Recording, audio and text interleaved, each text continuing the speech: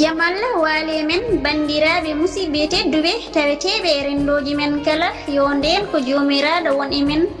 ñande mawde 17 hitande ujul 2026 woni aljuma nogas goo humtorano hitande ujunere e temedde nayyi e capanɗe e jeeɗiɗi fergo kolol hitande ujul 2026 duuɓi capanɗe 86 ko nde lunde fuɗɗi daka nde inde lolli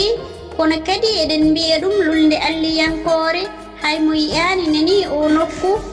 nde lunde ina tawe e nokku cuɓaɗo ceniɗo laatiɗo diwirɗo jomiraɗo daka ko nokku kawniɗo ɗo yimɓe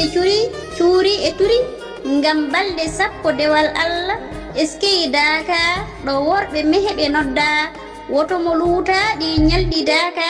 koye kuɗol Mouhamadou Sirajuli hoodere leñol ceerno mawɗo radiyallahu taala anhu wi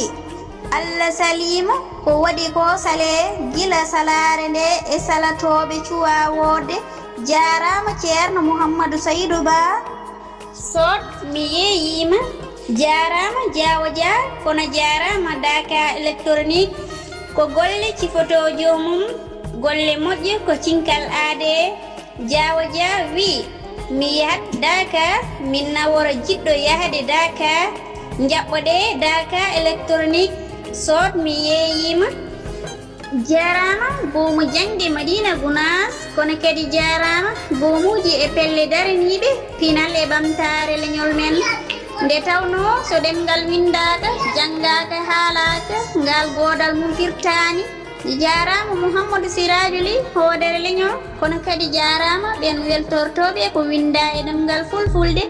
bomu jangde e pinal jipe